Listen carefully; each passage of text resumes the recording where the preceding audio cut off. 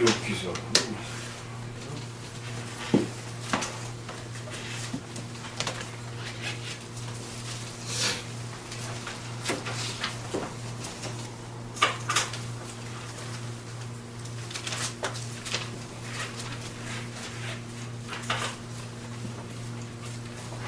32장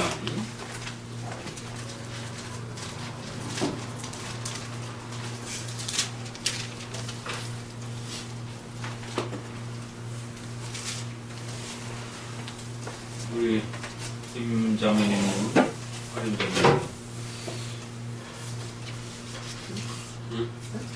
숙제 종하고 본래에 대한 그 감상문을 잘 정리해서 속히고 있습니다. 돌아가면서 숙제를 해야 되겠어요. 육회에서 참석하시는 분들. 우리 엘리오 거는 우리 김용미 자매님에게 한번 또 음악해보겠습니다. 거긴 앞에 거 했던 거 이미 지나간 거. 인생에 대한 그 똥과 벌레로 그렇게 요백에 대해서 말했던 그 부분을 잘 감상해서 적어주시고.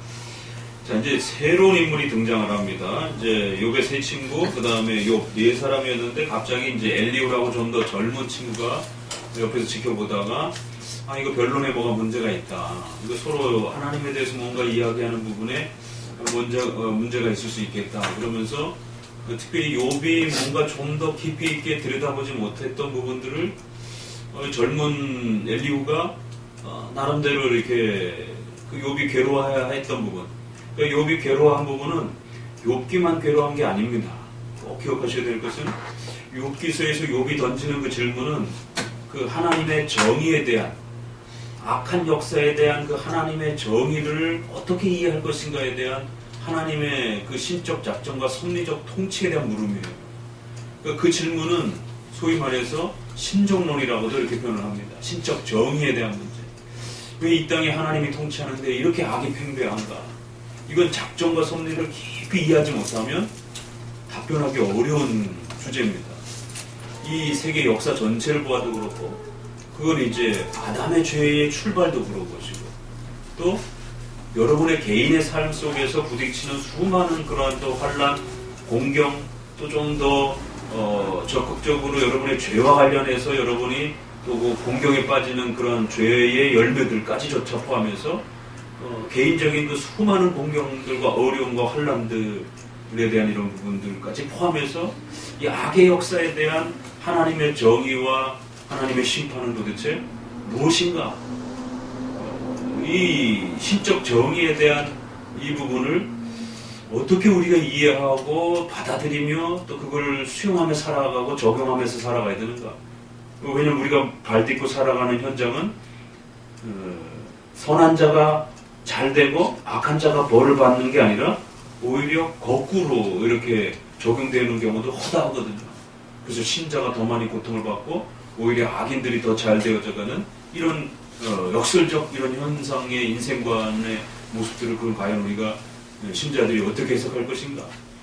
그럴 때 이제 여기에 기복주의와 인본주의를 대표하는 이런 알미니안주의, 로마 카톨릭주의, 자유주의 이런 모든 우리 정통파를 제외한 모든 비정통파들은 어떻게 해석했어요? 인과론으로 해석한 거예요. 원인과 결과 방식으로. 그래서 뭔가 인간이 잘못했으니까 그런 벌을 받는 거예요. 인간이 뭔가를 잘하면 그만큼 상을 받는 것이죠. 결국 인생은 하나님이 뭔가를 결정하고 그 역사를 풀어가는 게 아니라 인간이 어떻게 선과 악을 행동하느냐에 따라 그렇게 열매를 누리면서 살아가는 것이다라고. 결국 그 인생의 주체적 그 원인과 근거는 인간에게 달려있는 것이지 하나님은 우리 인생 전체를 그냥 이렇게 살펴보시는 정도로의 예지라고 합니다. 미리 아심. 그래서 하나님의 그 신적 권능을 예지에다가 자꾸 설명하려고 하는 이러한 인본주의적 신앙관들을 우리가 상당히 조심하셔야 됩니다. 그렇게 되면 무능력한 하나님이 되고. 그러니까 결국 칼빈주의 외에는 이런 하나님을 소개하지 않고 있는 겁니다. 그래서 그 신관에 대한 근원적 훼손과 변질이 일어났다는 것이에요. 일반 신앙들을 통해서는. 그렇기 때문에 일본의 기독교 강의를 번역한 나카야마 사와키라고 하는 그분도 유럽이 그 포악한 봉건주의 세계 속에서 백성들이 새롭게 생명을 이렇게 근대 사회 속에서 종교 개혁이라고 하는 형태를 통해 갖고 새롭게 변화될 수 있었던 것은 칼빈주의 하나님 때문이었다. 그리고 앞으로 미래도 칼빈주의 하나님께 달려있다. 인본주의적인 그런 인식관으로 하나님을 바라보는 신관을 가지고는 인생을 살 수 없다라는 거예요. 그리고 인생의 이 비참함과 고통스러움을 해결해 줄 수 없고 인간이 부닥쳐 있는 그 고통스러운 아픔에 근원적으로는 죄의 구원에 대한 문제도 똑부러지게 해결할 수 없고 그러니까 알미니안식 구원론을 가지고는 인간을 구원시킬 수 없다는 거예요. 더 나아가서 또 인생의 열매에 있어서도 하나님의 위로와 보호와 하나님의 도우심에 대한 그 확고함들을 보장할 수 없다는 겁니다. 굉장히 아주 무서운 말입니다. 사실은. 또 정확한 말이고. 그랬을 때 앞부분에 결국 욥의 친구들의 모든 그런 방식들은 결국 우리 온 시대의 인생의 세계관을 대변해주는 그런 관점이에요. 그랬을 때 이 신정론에 대한 문제, 신적 정의에 대한 문제, 욥이 거기에 대해서 물은 것이고 그거는 예레미야도 물은 것이고 하박국도 물은 것이고 구약의 많은 선지자들이 이방인들이 잘되고 오히려 이스라엘 백성들이 엄청난 고통을 경험하고 하나님 앞에 환난과 고통을 겪을 때 이제 우리가 시편 찬송을 부르다 보면 하나님의 우리를 버리지 마옵소서 우리에게 속히 돌아옵소서 조금 의아한 그런 그러니까 왜 하나님의 백성인데 또 때로는 눈동자같이 지키시며 독수리 날개 치듯이 그렇게 백성들을 지키고 보호하시겠다라고 하는데도 시편에서는 그 백성을 버린 것에 대해서 엄청난 그 아픔들을 호소연하는 내용들이 쏟아진단 말이에요. 그러니까 알미니안주의, 인본주의자들은 그 문자를 그대로 끌고 와가지고 봐라. 그러니까 예수 믿는 자도 제대로 못하면 또 다시 버림받는다. 칭의받은 자도 얼마든지 다시 버림받을 수 있다. 선택받은 자도 얼마든지 버림받는다. 그거를 문자 그대로 이렇게 읽는 거예요. 그러니까 이것도 성경론으로 또 다시 돌아가는 거예요. 그래서 우리가 웨스트민스터 1장 6항에 웨스트민스터의 신앙 고백에 있어서 말하는 성경의 3대 해석 법칙 첫 번째 역사적? 아니 그건 신학적으로 설명을 할 때 이제 우리가 주로 문법적, 역사적, 최종적으로는 교리적 해석으로 확정된다는 신앙 고백서에서는 그런 신학적인 표현들을 조금 더 자제하고 그냥 일반 성도들 용어의 표현으로 조금 더 이렇게 편안하게 번역을 소개를 했죠. 첫 번째 분명하게 제시하는 말씀들 그냥 따라 하면 돼요. 그냥 문자 그대로 받으면 돼요. 그리고 우리가 명시적으로 소개하는 내용들 이게 아주 분명하게 이렇게 드러내고 말하는 표현들이 있다. 그건 OX로 아주 정확하게 드러나는 거죠. 두 번째 추론의 법칙 연역의 법칙이라도 하고 추론의 법칙이라고도 하고 우리 학생들이 이해할 때는 성경의 흐름을 따라 이끌어내는 법칙. 현재 우리가 통상적으로 그냥 추론의 법칙은 저거 문이 잘 안 뻑뻑해요.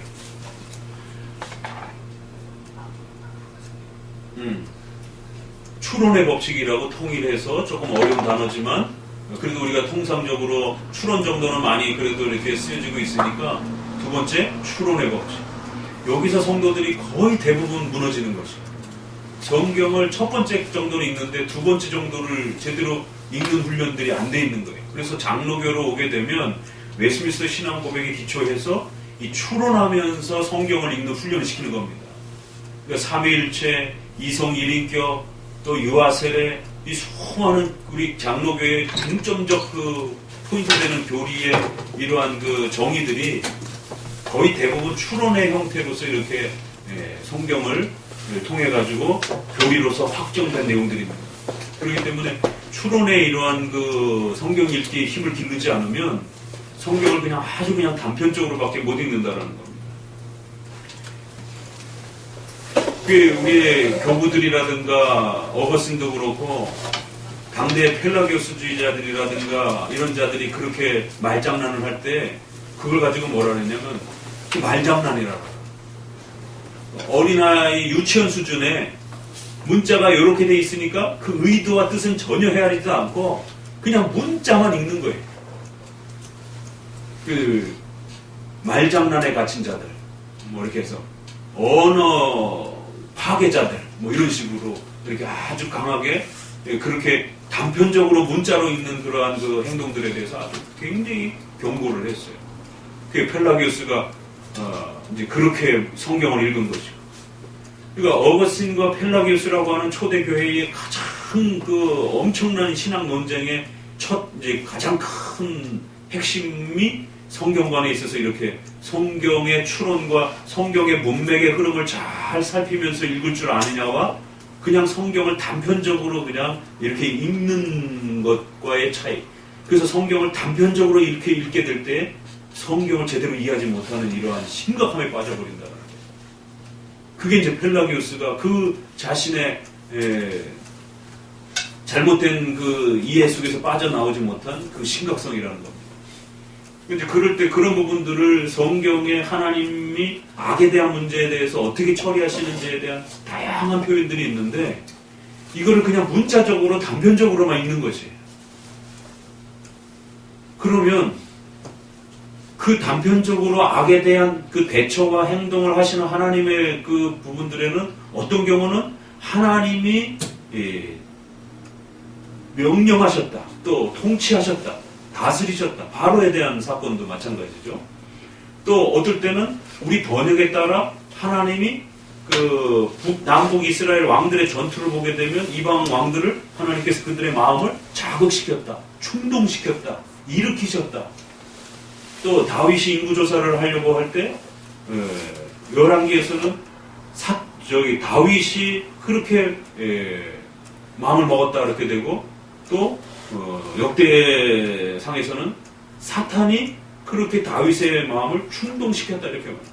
그러나 성경의 전체적 관점은 하나님이 그렇게 하셨다라고 또 이렇게 나온단 말이에요. 그러니까 도대체 이 악에 대한 하나님의 통치와 역사적 그 이해를 어떻게 이해해야 될 것인가를 잘못 이해하게 되면 이걸 원인과 결과로 접근한 단편적인 문자 몇 구절만 읽고 악은 하나님이 하시는 것이다 이렇게 되면 이제 이단이 되는 겁니다. 그래서 그 악에 대해서 하나님이 하신다라고 이렇게 해도 하면 이단이, 하나님이 악한 신이 되어버려요. 악을 창조하고 만드는 신이 되어버려요. 근데 또 다른 데는 성경이 하나님이 악을 지으시는 분이 아니고 악을 미워하시고 악은 하나님과 상관이 없으시고 이런 단편적인 것만 또 읽게 되면 하나님은 악에 대해서는 아무런 관여도 안 하시고 그럼 무능력한 하나님이 되고, 그래서 또 이단이 돼요. 그러니까 역사 속에 이 두 주장이 극단적으로 하나님이 악을 조장하셨다, 하나님이 악에 대해서 모른다, 상관 안 한다, 이 양쪽 주장이 악과 관련해서 끊임없이 성도들에게 혼란을 일으켰고, 실제로 근데 성경에 그 비슷한 표현들이 다 있단 말이에요. 그런데 이걸 어떻게 그러면 최종적으로 교리적으로 확정해야 될 것인가에 대한 명시적으로는 이렇게 되어 있는 다양한 표현들을 추론을 통해서 하나의 결론적으로 어떻게 그 악에 대한 하나님의 역사를 결론 내려야 될 것인가는 전체를 조망하지 않으면 그 쉽게 해결되지 않는 것이에요. 이것은 성도 스스로가 쉽게 해결될 수 있는 문제가 아닙니다. 목회자도 쉽지 않은 문제. 그래서 우리가 그걸 미리 정리해놓은 교리를 공부를 하는 거죠. 사도신전과 웨스트민스터를 통해서 이런 전체적인 이러한 주제와 관련해서 상반된, 로마서는 믿음으로 구원받는다고 그러고 야고보서는 똑같은 아브라함의 사건을 소개하면서 행위로 구원받았다라고 이렇게 표현을 명시적으로 그렇게 표현한단 말이에요. 아브라함이 믿음으로 구원받았느냐? 아니라 행위로, 행함으로 구원을 받았다라고. 분명히 명시적으로 그렇게 돼 있지만 전체 야고보서를 읽으면 그 추론하고 의도하는 그 흐름이 있단 말이에요. 문맥의 흐름이. 그러면 야고보는 아브라함이 행함으로 구원받았다라고 말하려고 하는 걸 결론으로 말하는 게 아니에요. 근데 명시적으로는 아브라함 행위로 구원받았다라고, 행함이 없는 믿음, 죽은 믿음이라고 명시적으로 말한단 말이에요. 그럼 이 명시적으로 분명하게 드러난, 이 문자적으로 드러난 표현은 전체의 문맥의 흐름을 따라서 끌고 가는 그 주제와 잘 조화를 이루어야 된단 말이에요. 그래서 하나의 결론이 나야 된단 말이에요. 그럴 때 로마서와 충돌되지 않고 역시 야고보서도 믿음으로 구원받는다라는 걸 말하면서도 행동이 없는, 행함이 없는, 실천이 없는 그러한 형식적 믿음주의자들에 대해서 아주 강력하게 경고를 한 거랍니다. 그러니까 오늘날도 우리가 카톡에서도 좀 이렇게 또 카페에서도 대화를 좀 나누기도 하고 있지만 개혁주의를 한다고 하면서도 실제에 가서는 개혁주의를 실천하지 않는 그런 개혁주의 목회자들, 성도들이 의외로 상당히 많이 있습니다. 그럼 뭐 유사개혁주의자라고 뭐 말하든 어떻게 표현하든 말로는 개혁주의를 많이 부르짖고 그런 내용들을 소개하는 분들이 있어요. 근데 그 내용이 틀리지도 않아요.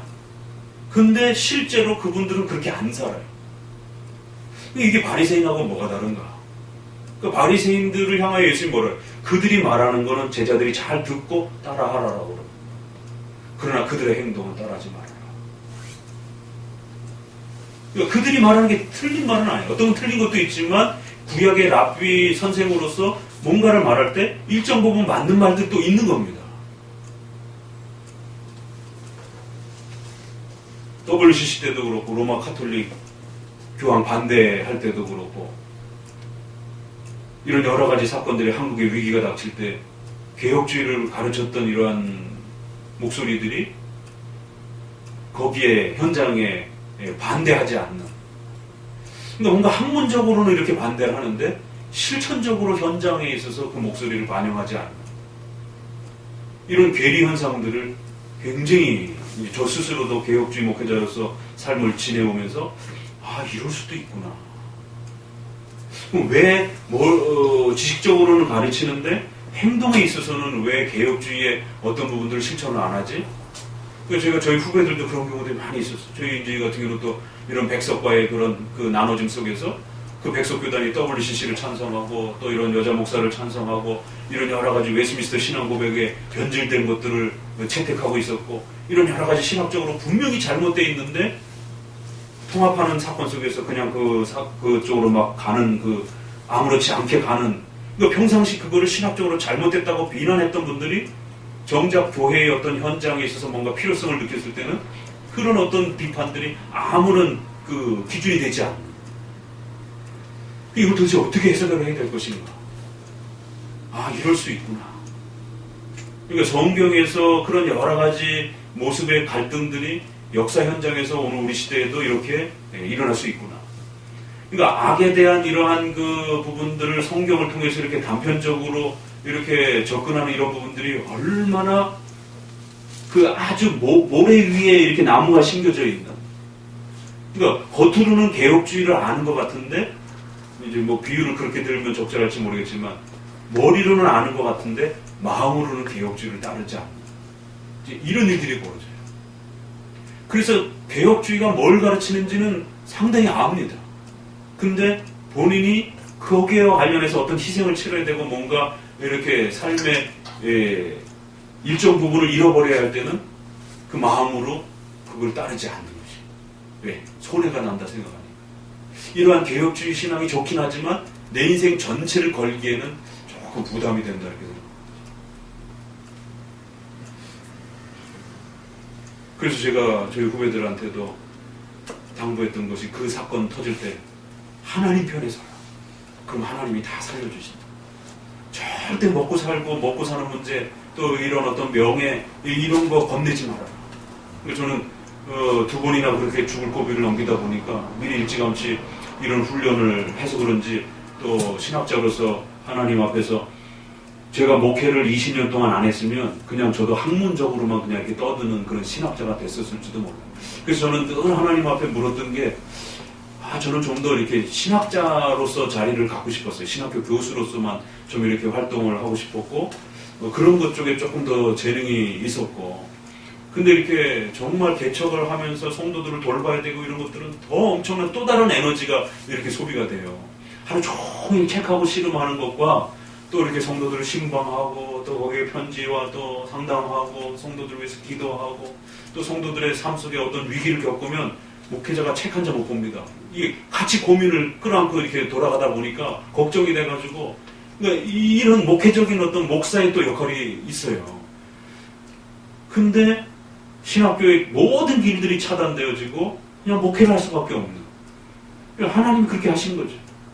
그거를 굉장히 고민을 캐션을 물으면서 왜 하나님 나에게 좀 더 신학교로 길을 열지 않는가. 차라리 신학교에 좀 더 들어가서 안정된 자리에 있으면은 좀 더 깊은 연구들을 좀 매진하고 그래서 이런 우리 종교개혁 문서라든가 이런 것들도 좀 번역해내고 좀 이런 일들을 좀 할 텐데 마음은 그걸 더 하고 싶은데 근데 그때마다 이렇게 목회를 해야 하는 어떤 절박한 상황에 있을 수밖에 없는 그 과정들을 겪으면서 정말 성도들하고 씨름하면서 그 성도들을 영혼이 자라가는 그 과정, 소율이 문답을 머리로 아는 것과요. 소율이 문답을 내가 성도들에게 가르쳐갖고 그 성도들이 그 소율이 문답을 잘 이해하고 깨닫고 그리고 나서는 떠나는 그렇게 안 사는 성도들도 많아요. 거기서 더 들어가서 그렇게 살기까지 기다려주고 또 훈련시키고 그게 무지무지하게 어려운 작업이고 힘든 과정들이에요. 그러니까 목회 현장에 있어 보니까 이게 소율이 문답을 갖고 그냥 책으로 내가 그 영어나 라틴어라든가 이런 논문들을 읽어가면서 씨름하고 도대체 이 일문을 우리 선조들이 어떻게 그 웨스트민스터 총회에 참석했던 분들이 어떤 의도로 이거를 표현했을까 수많은 논문들을 읽고 씨름하는 것보다 또 이 성도들이 이 일문을 이해하고 실천하는 부분들을 왜 이렇게 못할까에 대해서 걱정하고 어떻게 하면 이걸 실천할 수 있도록 하는 데까지 끌어낼 수 있을까를 이런 각도 저런 각도로 다양한 방법으로 시도해보고 가르치고 실천시켜보고 이 두 에너지가 이렇게 저에게는 이렇게 돌면서 이게 쉬운 문제가 아니구나. 그러면서 이제 목회 현장에서의 어떤 그 과정들을 이렇게 겪으면서 이 책하고의 씨름하고는 또 다른 어떤 이 씨름의 현장이 있구나. 그래서 정말 단순히 책으로만 이렇게 뭔가를 이렇게 툭 던져놓을 문제가 아니라 그 책을 통해서 소개한 내용이 우리 목회자 현장들 속에서 성도들이 그걸 받았을 때 어떻게 받아들이고 소화해낼 수 있을 것인가. 오죽하면 바울의 그 글 속에 어린아이는 잘 이렇게 죽을 써서 소화되도록 먹여줘야 되고 히브리서에 보게 되면 어떤 사람은 밥을 먹고 장성한 분량에 이렇게 이른다 그러잖아요. 그러니까 한국교회는 아직 개혁파 신앙과 이런 장로교 신앙을 모릅니다. 이 중간이 뚝 끊긴 세대가 30년, 40년 세대가 뚝 끊겨가지고 이제 개혁교회와 장로교회를 처음 접하고 소율이 문답을 다 처음 접하는 그런 세대가 돼버렸어요. 그러니까 어린아이처럼 잘게 조개가지고 이거를 죽을 만들어서 오해가 없도록 잘 가르쳐주지 않으면 성도들이 개혁신앙을 잘못 접해갖고 체해가지고 몇 년 배우다가 나중에는 개혁신앙에 대한 더 큰 혐오감을 가지면서 등을 돌려버리게 되는 이런 일들이 허다합니다.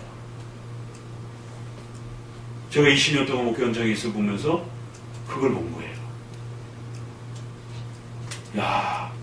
목회자도 그렇고 성도도 마찬가지예요. 아주 연약한 수준인데 너무 센 거를 이렇게 막 가르쳐주고 너무 논쟁적인 거를 이렇게 성도들에게 소개시켜놓고 종말론의 본질을 가르쳐야 되는데 천년론, 무천년, 전천년, 무천년, 후천년에 대한 그 차이를 지나치게 교회 안에서 그걸 가지고 공부를 하는 거예요. 그거보다 더 중요한 건 종말론의 본질입니다. 재림, 육체 부활, 그리스도의 심판, 천국과 지옥.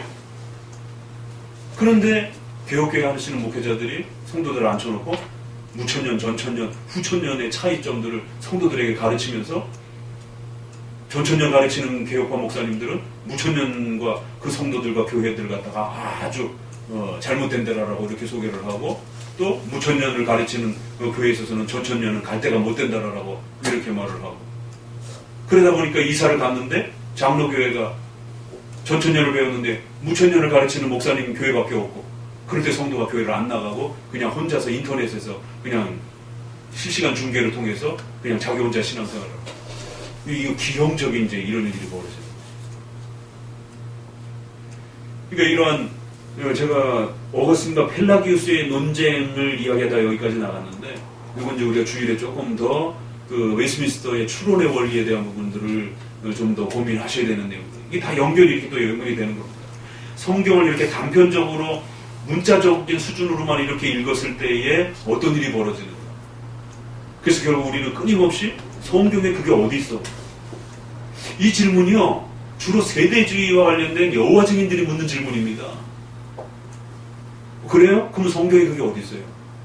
그걸 명시적으로 대답을 못하면 비성경적이다 이렇게 생각을 하고 근데 실제로 성경은 명시적으로 나와 있는 표현보다 암시적으로 결론을 끌어가면서 문맥의 흐름을 통해서 끌어내서 추론해서 읽어야 되는 그런 내용들이 무궁무진한 것이에요.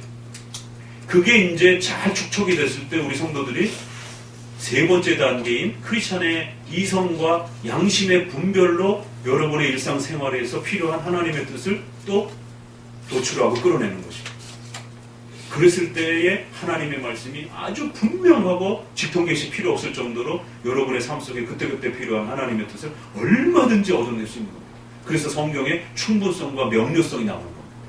성경의 충분성과 명료성을 지키지 못하면 전부 다 신비주의에 빠지는 거예요. 직통계시를 원하게 되고. 왜 당장 나는 누구랑 결혼해야 되는지를 알고 싶고 어디로 이사 가야 되는지를 알고 싶은데 성경에 명시적으로 없단 말이에요. 성경에 그런 게 어디 있어요? 그러니까 이 여기 욥기에서에서 이 악의 문제도 마찬가지예요. 악에 대해서 그럼 하나님이 그렇게 하신다는 게 어디 있어? 그러니까 이제 가장 쉬운 방식은 인과론, 원인과 결과로 추적을 해서 결국 인간이 뭔가를 잘못하면 그런 벌을 받는 거고 뭔가를 잘하면 그런 벌을 받는 거예요. 이게 가장 쉬운 거예요. 성경에 일정 부분 그런 부분이 있어요. 왜? 인간은 인격적 책임자이기 때문에 인간이 뭔가를 잘못했을 때 거기에 대한 벌을 받는 겁니다. 분명히. 하나님 앞에 인격적 형상으로 하나님의 형상으로 지금 받았으니까 일정 부분 그런 삶의 원리가 있어요. 그러나 하나님은 창조주요 구원자이기 때문에 그보다 더 엄청난 하나님의 작정과 섭리라고 하는 하나님의 절대 주권 역사라고 하는 이런 하나님의 능력으로 인생을 지배하시고 통치해 가시는 하나님의 신비로운 역사가 있단 말이에요. 그걸 이해 못하게 되면 결국 하나님을 향하여 늘 이 악에 대한 부분에 대해서 원망하게 되고 불평하게 되고 결국 하나님에 대해서 잘못했다라고 결국 하나님을 향한 그런 불편한 마음들을 쏟아내게 된다는 거죠. 그래서 성도들이 대부분의 시험에 드는 문제가 여기서 발생이 됩니다. 잘 될 때까지는 상관없지만 결국 뭔가 자신의 삶에 어렵고 힘든 일이 이렇게 예기치 않게 자꾸 이렇게 가중될 때 원하는 바가 이렇게 성취되지 않고 오히려 거꾸로 이렇게 자꾸 일이 진행되어져 갈 때 사업하는 사람들은 사업이 점점 더 어려지고 가정의 어떤 그 질병과 아픔의 문제들은 해결되지 않고 점점 더 아파지는 그런 상황으로 치닫고 어떨 때는 2개, 3개가 막 2중, 3중으로 더 가해지기도 하고 그럴 때 성도들은 엄청난 나락으로 떨어지게 되고 결국 자기 스스로 뭔가를 하나님 앞에 회복하지 못하면 회복될 수 없다라고 하는 이런 인본주의적인 조건주의적인 신앙 갖고는 결국 인간은 더 깊은 절망으로 빠져드는 거죠. 그래서 성경은 굵직굵직한 그런 선지자들이 이 악에 대한 문제, 하나님의 정의에 대한 문제에 대해서 중간중 그렇게 끊임없이 묻는 거예요. 하나님은 도대체 이 악에 대해서 어떻게 행하시는 분이십니까? 그 하나님의 신적 주권과 섭리적 역사를 이해를 못하고 제대로 충분히 소화를 못해내니까 본인들이 선지자 사역을 감당을 하면서도 대표적인 것이 요나 같은 경우도 그렇잖아요. 가갖고 멸망할 것이다라고 했는데 오히려 회개해가지고 안 멸망하는 것이에요. 그러니까 자기만 더 이상한 사람이 됐고 그러니까 나중에 화가 나가지고 이 백성이 멸망하나 안 멸망하나 어디 두고 보자. 이런 식의 정말 선지자로서는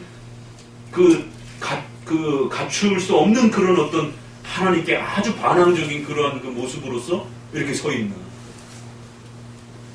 결국 하나님의 이 악을 어떻게 다스려 가시는가에 대한 총체적인 하나님의 주권적 그 역사의 하나님의 그 일하시는 방식들을 칼빈주의적으로 이해하지 못하게 되면 결국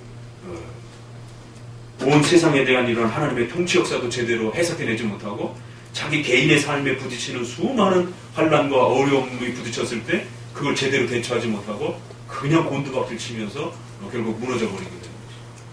그래서 제가 말씀드리는 그 참 재밌는 이야기, 그 죽을 뻔했던 고비가 하나는 인본주의 신앙으로 신비주의 신앙으로 있을 때 20대 때 폐결핵과 능방염으로 거의 죽을 뻔해갖고 사경을 헤매던 그런 경험이 한 번 있었고, 하나는 30대에 목회를 시작하면서 칼빈주의 목회자로 있었을 때에 또 그렇게 혈수판 감소증으로 죽을 고비를 이렇게 맞이했을 때 전혀 다른 신앙이었을 때 죽음의 고비를 두 번 그렇게 맞이하는 거죠.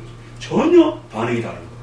이때는 막 진짜 하나님 앞에 막 원망하고 불평하고 막 하나님 앞에 막 그 승부를 걸고 막 차라리 날 죽이든지 살리든지 고쳐주든지 안 고쳐주면은 기도원에 가서 그냥 차라리 여기서 죽어버리겠다라고 막 그냥 거의 막 떼쓰다시피 하는 그런 일반제 교회에서는 부흥사들이 그로 쉬지 못하게 하라 이사야 이런 말씀을 가지고 그렇게 하나님 앞에 떼쓰고 막 어거지로라도 하나님 앞에 승부를 거설어서라도 하나님이 마음을 바꿔가지고 우리를 고쳐줄 때까지 이게 얼마나 기고만장하고 인간의 그 욕망과 인간의 그 못된 심리를 그대로 노출하는 거예요. 세상에 하나님의 마음을 바꿀 수 있다는 거예요, 인간이.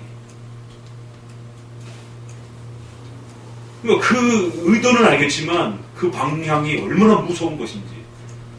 하나님이 원하시는 방향이 있는데도 내가 원하는 방향으로 하나님의 마음을 뜯어 고칠 수 있다는 거예요. 그를 쉬지 못하게 하고 하나님을 달달 볶으면 하나님이 원치 않는 건데도 우리가 원하는 쪽으로 하나님을 이렇게 바꿔놓을 수 있다라고. 그러니까 때를 써서라도 하나님 앞에 금식을 해가면서 죽기 살기로 기도하라라.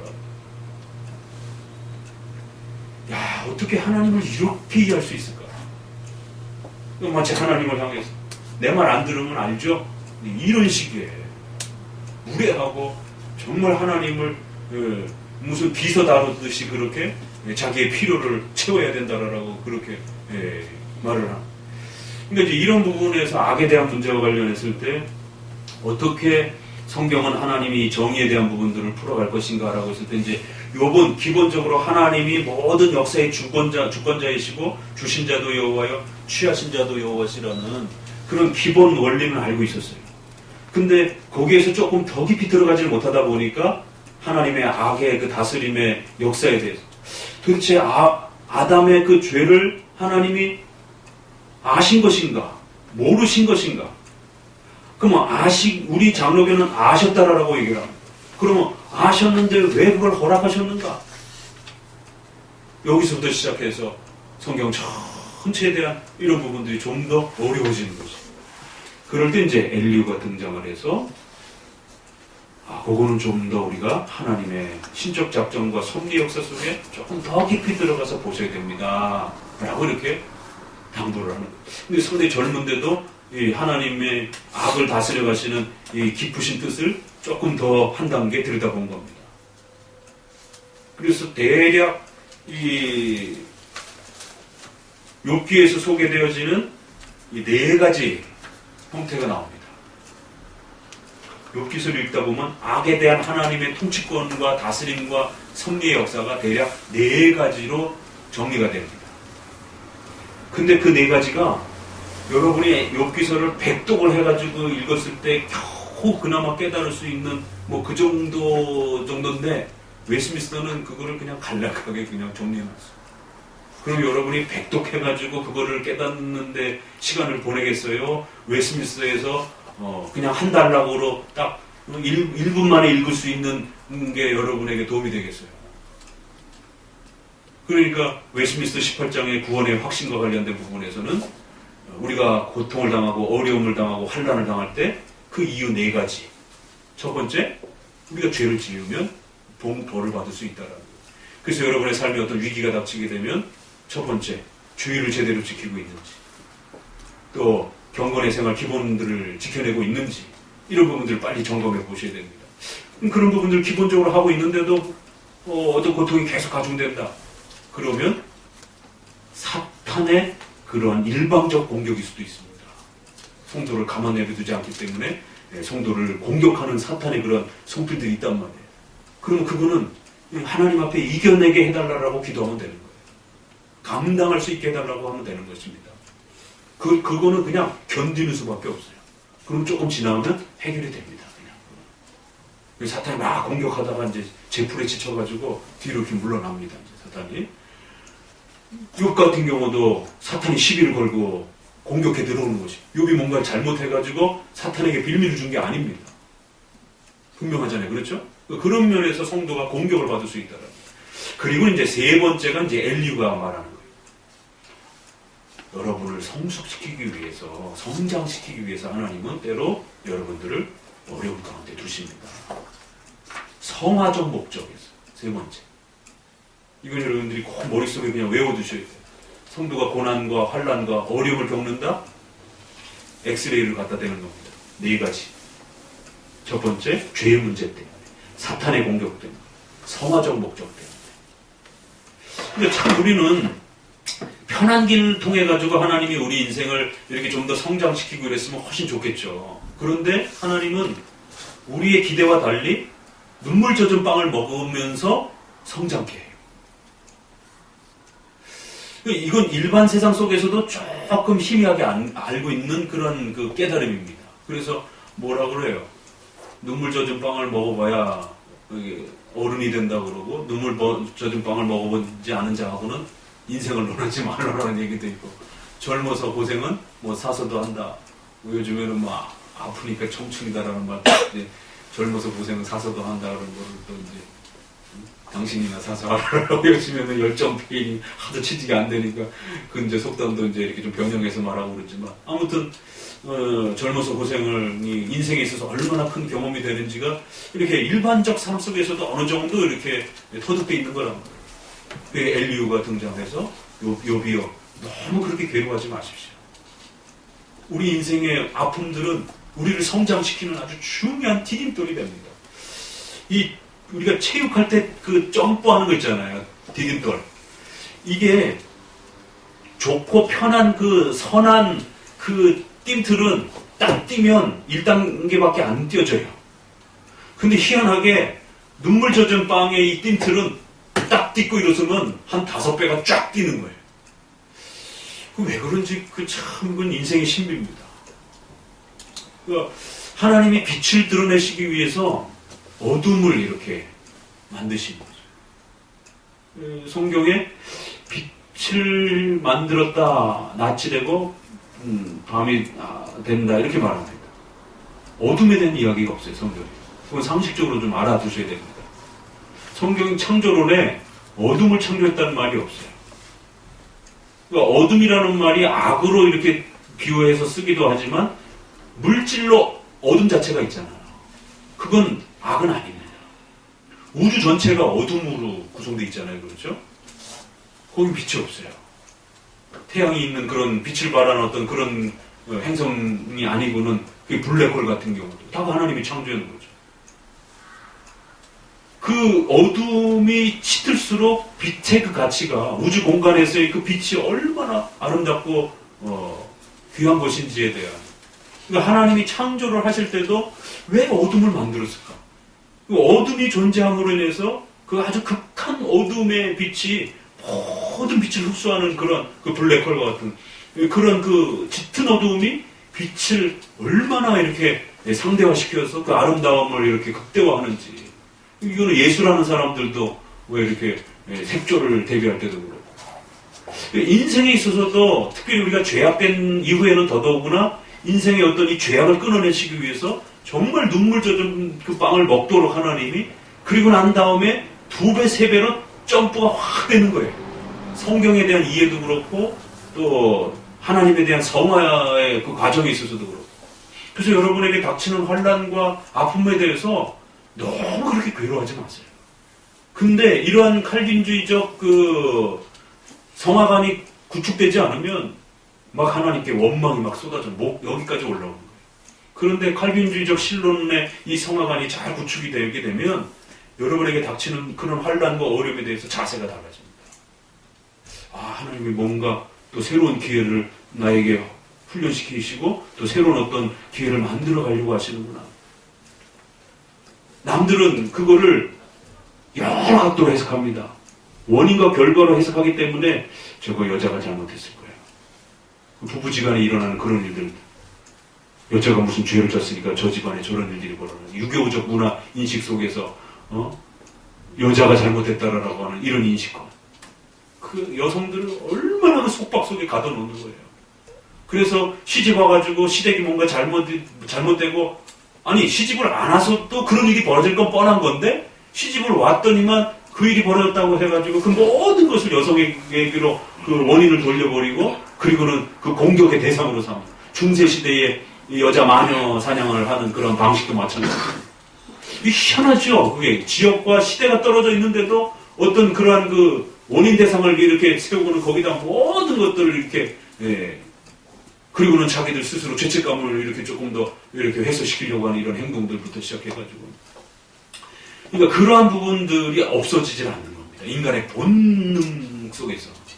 그럴 때 하나님이 그러한 관점으로 인생을 바라보게 될 때 자기 자신의 삶도 비극적으로 자학적으로 그렇게 쳐다보게 되고 남의 삶에 대해서도 손가락질하면서 그런 식으로 비아냥거리면서 저게 뭔 짓을 저질렀으니까 저런 일이 벌어졌지 저 집안에 저렇게 된 거는 저 여자가 시집 잘못 여자 잘못 들여가지고 이런 일이 벌어진 거야. 이런 세계관들이 결국 인생을 아주 파괴하는 인간관계를 파괴하는 아주 무서운 독이 된다는 거예요. 그러니까 일반 교회들은 성도의 교제를 하고 뭐 이렇게 하고 그러지만 속으로는 다 서로서로 마음이 다 다른 거예요. 형식적으로 그냥 이렇게 묶여 있는 겁니다.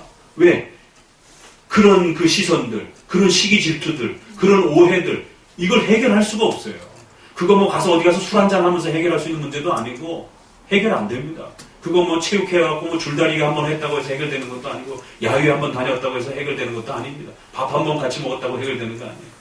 서로 다 그 불편한 마음을 가지고 있으면서 그냥 겉으로만 그러려니 하고 서로 사회생활하는 것처럼 그냥 필요한 만큼에서만 그냥 서로 그냥 위로하고 그냥 그를 만나고 그러는 겁니다. 실제적으로 영적 교제가 안 돼요. 이거는 그 성도들의 이 신관을 완전히 뜯어 고쳐줘야 되는 겁니다. 목회 초기에 거지가 한번 들어왔어요. 개척교회 할 때는 거지도 귀해요. 성도가 워낙 없다 보니까. 근데 그때 한 이제 10대 명 이렇게 이제 성도가 구성이 됐을 때 거지가 딱 들어오니까 어떤 현상이 벌어지냐면 그러니까 아까 말씀드린 것처럼 연약해서 그럴 수도 있는 거예요. 사도들도 그랬죠. 뭐 고넬료라든가 이렇게 이방인들에게 가까이 안 가잖아요. 머리로는 그렇게 하면 안 된다라고 생각하는데 유대인들이 이방인들하고 쉽게 식사를 못 하는 거예요. 워낙 그 이방인들하고 이렇게 담을 지고 살았기 때문에. 그러니까 베드로조차도 쑥 도망가잖아요. 자기 유대인들 친구가 온다고 그러니까 이방인들하고 같이 있다고. 그러니까 이제 개혁신앙을 배워가는 그 수준에서 개혁신앙 성도들은 이웃을 사랑하고 이웃을 내 몸과 같이 배워가지만 거지가 딱 오니까 무슨 냄새가 확 진동하니까 거기에 이제 우리 여기에 그 대상 있는 우리 성인 집사님도 그렇고 하렘이도 그렇고 기억납니까? 그래갖고는 싹 피해 앉는 거예요. 이쪽에 거지가 앉고 이쪽 기존 성도들은 이쪽에 다 몰려앉는 것이에요. 하림이 오기 전이었어? 오기 전입니다. 오기 전이요? 그러면은 그 책임을 좀 피해갈 수가 있고. 그래갖고는 쫙 피해 앉는 거예요. 그리고 제가 설교를 하면서 얼굴이 좀 붉게졌죠. 그러시면 안 된다. 그래서 설교를 들으셔서 좀 책망을 하고 설교 끝나고 나서도 책망을 좀 하고 그리고 나서 거지를 데려다가 집에 데리고 와서 씻기고 이제 사택에 와서 그때는 좀 이제 식사를 했었는데 교회 공간이 좁아가지고 우리 성도들이 평상시 먹는 양을 알잖아요. 반도 못 먹고 다 이제 일찌감치 이렇게 정리를 하고 교회로 다 돌아가시는 거예요. 그래 씻기고 이렇게 하고 병원에 좀 데리고 가가지고 감기가 걸려가지고 이렇게 치료를 좀 하고 그랬었는데 참 독특한 경험이었어요. 우리가 그럴 수 있구나. 그러니까 그럴 때 우리의 그러한 이 모자른 아직 부족한 이런 속성들을 하나님이 끊어내시고 훈련시키기 위해서 어떻게 됩니까? 옷들 봐라. 하나님이 거지를 더 보내신 거예요. 그럴 수 있는 겁니다. 그게 말로 이렇게 하고 잘 고쳐지잖아요. 우리 습관에 이렇게 몸에 배어있는 것들은. 그래서 하나님이 우리 안에 또 어려움에 이렇게 빠져있고 눈물을 흘려봐야만이 그 고통을 겪으면서 우리 죄가 얼마나 아픈 것인지에 대해서 경험하게 되고 그 아픔들을 끊어내려고 발버둥 치면서 결국 그 죄가 떨어져 나가는 이 죄가 껌딱지 같아갖고 머리에 붙은 껌딱지 같아요. 그래갖고 이게 떨어지지 않으면 일정 부분 우리의 살을 도려내지 않으면 이게 이 죄라는 게 잘 안 떨어져요. 그래서 엘리후가 우리의 죄 때문에 그것을 성화시키기 위해서 하나님은 때로는 고난과 아픔들을 통해서 악해 보이는 이런 여러 가지 역사들이 일어나는 겁니다. 그게 성화의 목적. 그 다음에 마지막 이제 40장 이후로부터 하나님이 이제 쏟아내는 특별한 이유가 없어. 그런 거예요. 그냥 하나님의 뜻이야. 하나님이 기뻐하셔서 그렇게 하셨어. 하나님의 전체 역사를 다스리고 통치해 가시는 데 있어서 그건 너한테 이야기해줘도 너도 이해도 못해. 가르쳐줘도 깨닫지도 못해. 연약한 인간은 그 거대한 하나님의 통치를 다 수용도 못해. 그냥 복종하고 따라와. 이렇게 말씀하십니다. 얼마나 멋있어. 그래서 우리 인생 속에 어떤 경우는 설명이 안 되는 부분도 있어요. 그럴 때는 신실하신 하나님을 신뢰하고 따라가는 겁니다. 그래서 칼빈주의 예정론과 신적 작전과 섭리론을 배우지 못하면 이 네 번째를 수용 못하는 거예요. 그런데 그런 역사가 굉장히 많습니다. 우리 인생살이에. 또 세계 역사 속에. 아브라함 보세요. 그 혹독한 고통을 겪었는데 그 이유가 400년 동안 그 자신의 자손들이 애굽에 종살이 해야 되는. 그게 아브라함 잘못이 아니에요. 그런데 하나님 아브라함에게 너의 자손들이 400년 동안 종살이를 하게 되고, 그러나 하나님 속히 풀어주지 않을 거라. 왜? 아모리 족속에 이러한 죄가 더 풍부해지지 않았기 때문에 좀 더 하나님이 기다려. 뭔가 하나님의 계획과 뜻 속에서 그 일들이 진행해 가는 것이에요.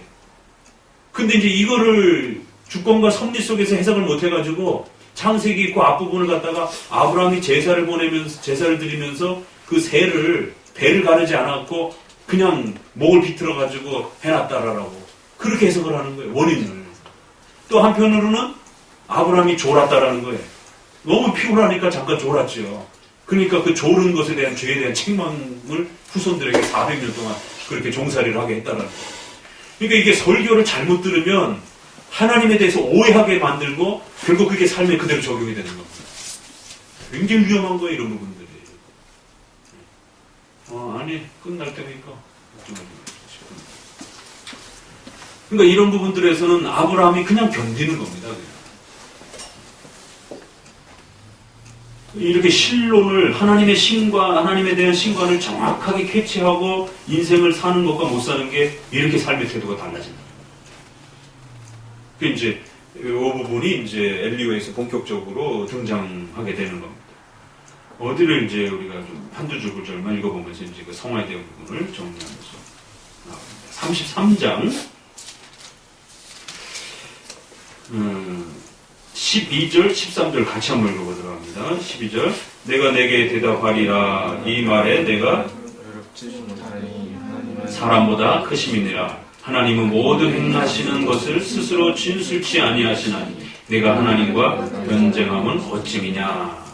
계속 14절 사람은 무관히 여겨도 하나님은 한 번 말씀하시고 다시 말씀하시되 사람이 침상에서 졸며 깊이 잠들 때나 꿈에나 밤의 이상 중에 사람의 귀를 여시고 인치듯 교훈하시니. 19절 혹시는 사람이 병상의 고통과 뼈가 늘 수심의 징계를 받나니. 이런 징계를 받는 이유가 뭐냐. 24절 하나님이 그 사람을 긍휼히 여기사 이르시기를 그를 건져서 구덩이에 내려가지 않게 하라. 내가 대속물을 얻었다 하시리라. 그를 긍휼히 여기시고 건져내실 것이다라는 거예요. 26절 그는 하나님께 기도함으로 하나님이 은혜를 베푸사 그로 자기의 얼굴을 즐거이 보게 하시고 사람에게 그 의를 회복시키시느니라. 29절 하나님이 사람에게 이 모든 일을 제사함 행하심은 그 영혼을 구덩이에서 끌어돌이키고 생명의 빛으로 그에게 비추려 하심이라. 그래서 죄악에서 끌어올리셔서 그를 회복시키기 위함이라는 거예요. 엘리야가 이제 4번을 그렇게 말을 합니다. 두 번째, 저쪽으로 넘어가셔서 10절 그러므로 너희 총명한 자들아 내 말을 들으라. 하나님은 단정코 악을 행치 아니하시며 전능자는 단정코 불의를 행치 아니하시고 사람의 일을 따라 보응하사 각각 그 행위대로 얻게 하시나니 진실로 하나님은 악을 행치 아니하시며 전능자는 공의를 굽히지 아니하시느니라. 이게 정의에 대한 문제예요. 자, 그러면서 이제 35장으로 이제 세 번째로 넘어가서 2절 내가 이것을 합리하게 여기느냐 내 생각에 내가 하나님보다 의롭다 하여 이르기를 유익이 무엇인고 범죄한 것보다 내게 이익이 무엇인고 하는구나. 6절 내가 범죄한들 하나님께 무슨 영향이 있겠으며 내 죄악이 관영한들 하나님께 무슨 관계가 있겠으며. 쭉 넘어가셔서 36장 22절 하나님은 그 권능으로 큰 일을 행하시나니 누가 그같이 교훈을 베풀겠느냐 누가 그를 위하여 그의 길을 정하였느냐 누가 말하기를 주께서 불의를 행하셨느냐 할 수 있으랴. 너는 하나님의 하신 일을 찬송하기를 잊지 말지니라. 인생이 그 일을 노래하였느니라. 그 일을 모든 사람이 우러러 보나니 먼 데서도 보느니라. 하나님은 크시니 우리가 그를 알 수 없고 그 연수를 계산할 수 없느니라. 마지막으로 23절 37장 23절 전능자를 우리가 측량할 수 없나니 그는 권능이 지극히 크사 심판이나 무한한 공의를 굽히지 아니하십니다. 그러므로 사람들은 그를 경외하고 그는 마음에 지혜롭다 하는 자를 돌아보지 아니하십니다. 결국 이렇게 이런 일들이 벌어지는 것은 하나님을 경외케 하도록 그런 훈련들을 시키기 위한 목적이다. 그렇게 결론을 내립니다.